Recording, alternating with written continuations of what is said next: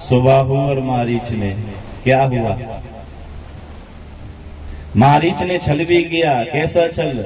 सोने का कहीं मृग देखा है आपने? लेकिन भगवान को ठगने गया था, सोने का मृग बनकर छल किया। राधे राधे। आपने उस मारीच की गति भी देखी, उसका क्या हुआ? और छिद्र कौन करने के लिए गया?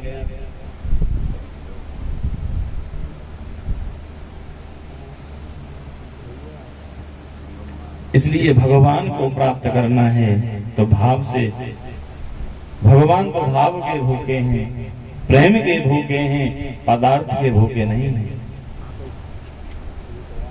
आपको एक सच्ची घटना बताता हूं। गुजरात में एक शहर है वडोदरा, और वडोदरा के पास में एक छोटा सा गांव है जिसका नाम है कोयली गांव। कोयली गांव में एक मनसुख नाम, जिसका नाम मनसुख था, एक मनसुख लाल नाम का एक मास्टर था जो प्राथमिक पाठशाला में शिक्षक था। मनसुख वडोदरा से लगभग 70 किलोमीटर अहमदाबाद की तरफ एक छोटा सा शहर पड़ता है जिसका नाम है डाकोर। डाकोर शहर, और डाकोर शहर में मंदिर है रणछोड़ भगवान का, कृष्ण भगवान ही हैं।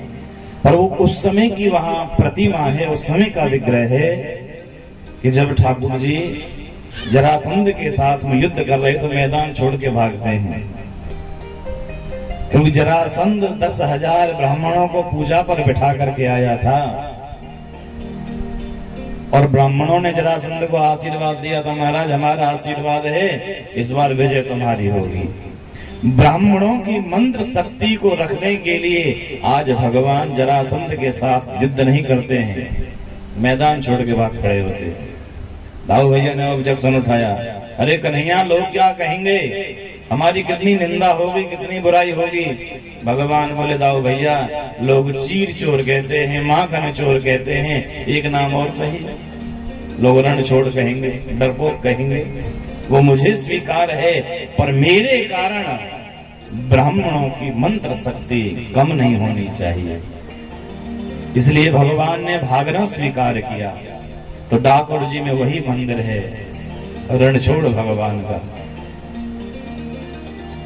और साक्षात द्वारकाधीश का ही विग्रह, जो मूर्ति भगवान की द्वारका में है ना, वही विग्रह रणछोड़ जी में है, सेम वही मूर्ति है डाकोर। मनसुख लाल का नियम था कि प्रत्येक पूर्णमासी को डाकोर जी मंदिर में दर्शन करने के लिए जाता था। उस दिन चाहे कोई भी वार हो, उस दिन छुट्टी रखता था, लेकिन अन्य दिनों में कभी छुट्टी नहीं की। और जब स्कूल में होता था तो बच्चों को पढ़ाता भी इतने मन से था कि जैसे मेरे अपने सगे बच्चे हैं, उसी भांति से शिक्षा देता था बच्चों को। और आप देख रहे ना, समाज में जो अच्छा काम करता है ना, उसके विरोधी भी बहुत होते हैं। मनसुख अच्छा था इसलिए उसके विरोधी भी अनेक हो गए, और उसके गांव वाले ही उसके विरोध में खड़े हो गए। अब तो गांव वालों ने विचार किया कि भाई मनसुख को ऐसा करना चाहिए, ये नौकरी से सस्पेंड हो जाए। जो उनसे जलते थे 2-4 लोगों ने इकट्ठा होकर के क्या किया, जिला शिक्षा अधिकारी को पत्र लिख दिया कि ये जो मनसुख है वो अपनी ड्यूटी सही तरीके से नहीं निभाता है, कभी स्कूल आता है, कभी नहीं भी आता है। जब पत्र शिक्षा अधिकारी के वहां पहुंचा तो वहां से इंस्पेक्शन करने के लिए आए, निरीक्षण करने के लिए आए कि वास्तव में ये सच है अथवा झूठ। लेकिन मनसुख लाल अपनी ड्यूटी पर था। बच्चों से भी निरीक्षण करने वालों ने अनेक प्रश्न पूछे, लेकिन बच्चों ने सही उत्तर दिए, और निरीक्षण करने वाले प्रश्न होकर उनकी तनख्वाह बढ़ाकर चले गए। कि जाओ, हम तुम्हारे पढ़ाने के तौर तरीके से बड़े प्रसन्न हैं, इसलिए अब अगले महीने से तुम्हारी तनख्वाह 3000 और बढ़ेगी। गांव वाले वो बुरा चाहते थे, लेकिन मनसुख के साथ में ठाकुर जी ने अच्छा किया तो गांव वालों को और जलन हुई। अरे भैया, इसकी तो उल्टी तनख्वाह बढ़ गई। 2-4 महीने बाद फिर उन्होंने पत्र लिख दिया शिक्षा अधिकारी को। फिर से निरीक्षण करने वाले आए और ठाकुर जी की कृपा से फिर से निरीक्षण वाले प्रसन्न हो गए और इस बार 5000 तनख्वाह बढ़ा करके गए। मनसुख लाल के विरोधियों को तो और भी जलन पैदा हुई कि हम इसका बुरा करना चाहते हैं लेकिन इसका अच्छा ही होता है। कहते हैं ना कि जिस पर भगवान की कृपा होती है ना, उसका कभी कोई कुछ नहीं बिगाड़ सकता है। कि जहां पर कृपा राम की हुई, ता पर कृपा करें सब कोई। जिस पर भगवान की कृपा होती है उसका कौन क्या बिगाड़ सकता है। अब तो गांव वाले इकट्ठे होकर स्वयं सारे मिलकर के जिला शिक्षा अधिकारी के ऑफिस में गए, कार्यालय में गए, और अब तो सभी ने हस्ताक्षर करके डायरेक्ट सीधे सीधे पत्र दिया है शिक्षा अधिकारी को। महाराज, हमारे यहाँ जो प्राइमरी स्कूल में शिक्षक है मनसुख लाल, उसका व्यवहार अनुचित है। या तो आप उसे सस्पेंड कर दीजिए या उसका तबादला कहीं दूसरी जगह कर दीजिए। जिला शिक्षा अधिकारी ने गांव वालों से कहा कोई बात नहीं, हम निरीक्षण करते हैं और यदि वो गलत पाए गए तो उन्हें नौकरी से निष्कासित कर दिया जाएगा, सस्पेंड कर दिया जाएगा। जिला अधिकारी ने मन में विचार की पहले भी 2 बार पत्र आ चुके हैं, तो उन लोगों को बुलाया जो निरीक्षण करने के लिए गए थे। उनसे पूछा कि भाई बार बार इस मनसुख लाल के नाम शिकायत आती है, आप निरीक्षण करने के लिए गए, क्या रहा? जो निरीक्षण करने के लिए अधिकारी गए थे उन्होंने कहा, बाबूजी हम निरीक्षण करने तो गए थे, परंतु हमने जाकर के देखा कि जो मनसुख लाल है वो निर्दोष, उसका कोई दोष नहीं है। जिला अधिकारी ने मन में विचार किया, चलो इस बार मैं स्वयं जाता हूँ। गांव वालों से कहा कि मैं स्वयं इस बार आऊंगा। तो गांव वालों ने क्या किया कि तुरंत कैलेंडर निकाला, उसमें देखा कि पूर्णमासी कौन सी तारीख की है। उस दिन कहीं रविवार तो नहीं पड़ रहा है, क्योंकि मनसुख लाल केवल जो सरकारी छुट्टी होती थी उसी दिन छुट्टी रखता था और अपने मन से केवल महीने में 1 छुट्टी लेता था, वो थी पूर्णमासी की। गांव वालों ने देखा कि पूर्णमासी को बुधवार है और इस दिन मनसुख लाल छुट्टी रखेगा, इसलिए गांव वालों ने कहा जिला शिक्षा अधिकारी से कि सर आपको बुधवार को 16 तारीख को आना है और आप देख लेना उस दिन मनसुख आपको ड्यूटी पर मिलेगा ही नहीं। जब 16 तारीख बुधवार आया तो वडोदरा से ट्रेन जाती है डाकोर के लिए। सुबह 7 वाली ट्रेन मनसुख ने पकड़ ली, पहुंच गए डाकोर जी रणछोड़ राय के दर्शन करने के लिए। और उधर जैसे ही 9 बजे और 9 बजे आने वाली ट्रेन से जिला शिक्षा अधिकारी उतरे हैं, उन्हें लेने के लिए सारे गांव वाले मिलकर के गए। एक आदमी उन्होंने निगरानी पर रखा था कि मनसुख की निगरानी रखना। उस आदमी ने बताया कि नहीं, मनसुख तो सच में डाकोर चला गया, मैंने अपनी आंखों से देखा है, ट्रेन में बैठा है। सारे गांव वाले जिला शिक्षा अधिकारी को स्कूल में लेकर के आए। स्कूल का एक नियम था कि प्रतिदिन जो प्रार्थना होती थी ना स्कूल में, वो मनसुख ही कराता था। और जैसे जिला शिक्षा अधिकारी स्कूल में आए तो क्या देखा कि स्वयं आज रणछोड़ राय जी मनसुख बनकर के स्कूल में प्रार्थना करा रहे हैं।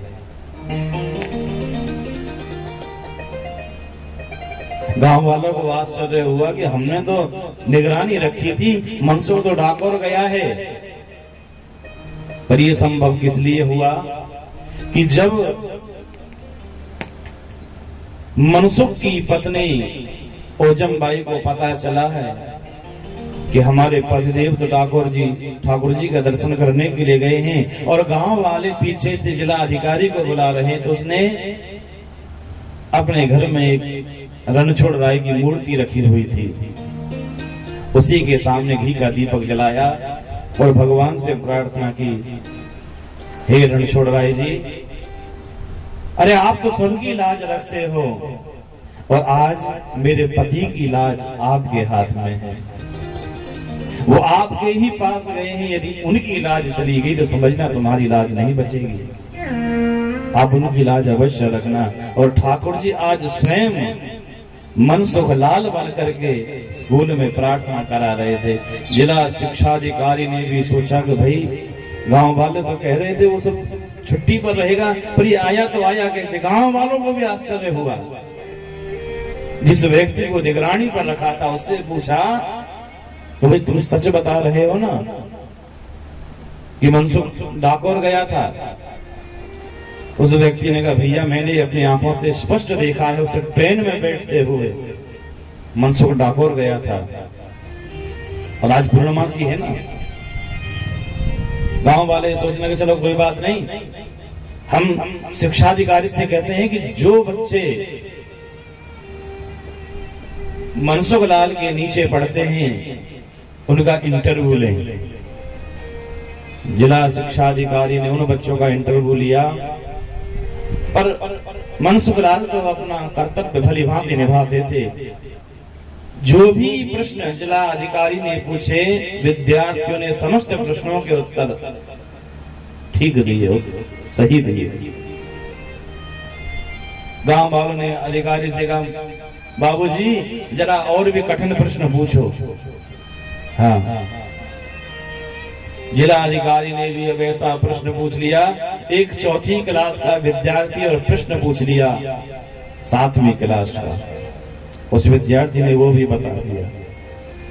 फिर से जिला अधिकारी ने और गहरा प्रश्न कर दिया, ये बताओ जब राम ने कंस को मारा उस समय दिन था या रात थी। अब तो विद्यार्थी नीचे गर्दन करके जमीन को कुरेदने लगा, कुछ बोला नहीं। अधिकारी ने कहा जल्दी बताओ राम ने जब कंस को मारा उस समय दिन था अथवा रात थी। बच्चे के सामने रणछोड़ राय जी मनसुख बने कुर्सी पर बैठे हैं। जब हरि ने उस विद्यार्थी की ओर देखा और जब भगवान से उस बच्चे की नजरें मिली तो आप जानते हो जिस पर भगवान की कृपा होती है वो तो बोलने में समर्थ हो ही जाता है। और जैसे भगवान की दृष्टि उस बच्चे पर पड़ी, बच्चे ने उल्टा प्रश्न शिक्षा अधिकारी से किया, बाबूजी उत्तर तो मैं दे दूं पर आपने प्रश्न ही उल्टा पूछा है। आप ये पूछो कि कृष्ण ने जब कंस को मारा उस समय दिन था अथवा रात थी। तो शिक्षा अधिकारी तो मौन हो गया। गांव वाले भी बड़े पछताए। शाम का समय हुआ, गांव वाले शिक्षा अधिकारी को रेलवे स्टेशन पर विदा करने के लिए आए और जैसे ही ट्रेन का इंतजार कर रहे थे उसी समय शाम को 4 बजे डाकोर से ट्रेन आती है और उस ट्रेन में से उतरते हुए सभी ने मनसुख को देखा। सबको आश्चर्य हुआ, पूरे गांव ने मनसुख को ट्रेन में से उतरते हुए देखा। जिला अधिकारी ने भी मनसुख को ट्रेन में से उतरते हुए देखा। ये सत्य घटना है।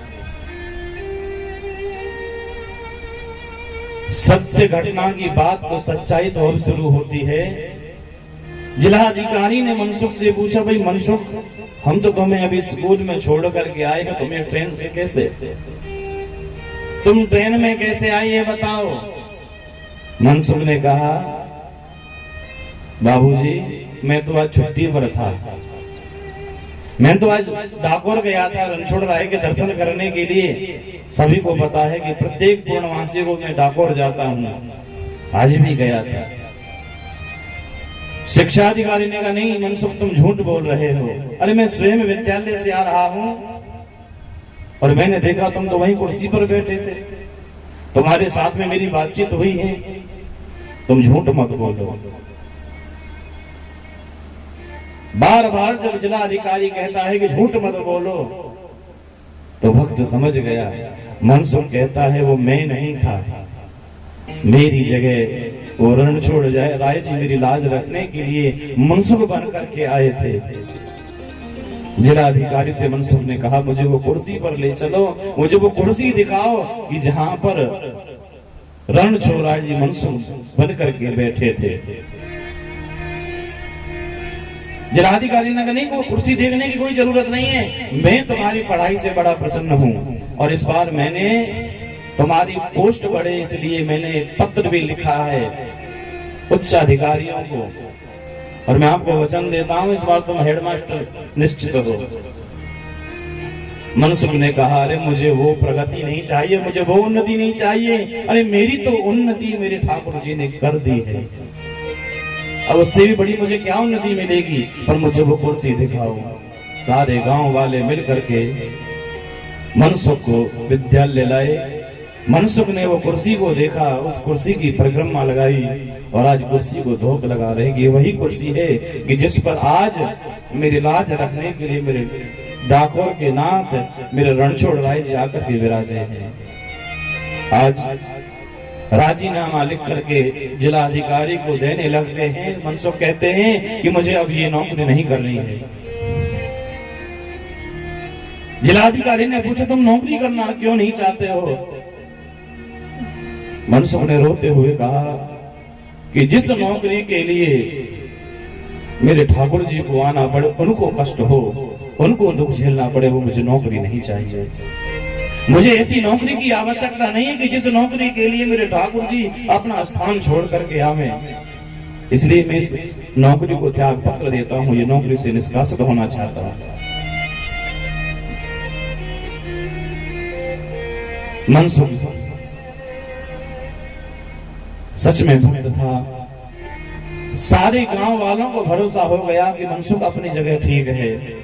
आज सबने मनसुख से क्षमा मांगी कि मनसुख, हमने बारंबार तुम्हें गिराने का प्रयास किया, तुम्हें नीचा दिखाने की सोची, पर ठाकुर जी ने सदैव तुम्हारी लज्जा रखी है।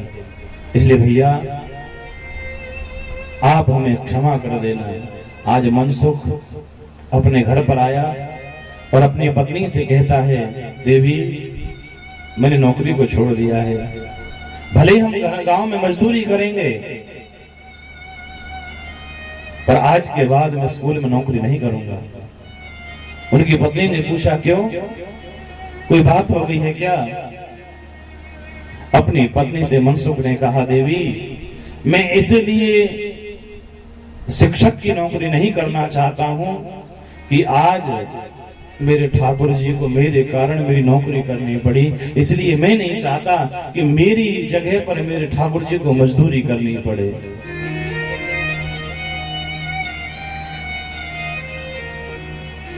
यदि विश्वास हो, श्रद्धा हो तो हरि सबकी लाज रखते हैं, और मन में वो भाव होना चाहिए, भगवान के प्रति वो प्रेम होना चाहिए। भगवान स्वयं कहते हैं कि मैं तो प्रेम का भूखा हूं, पदार्थ का भूखा नहीं हूं।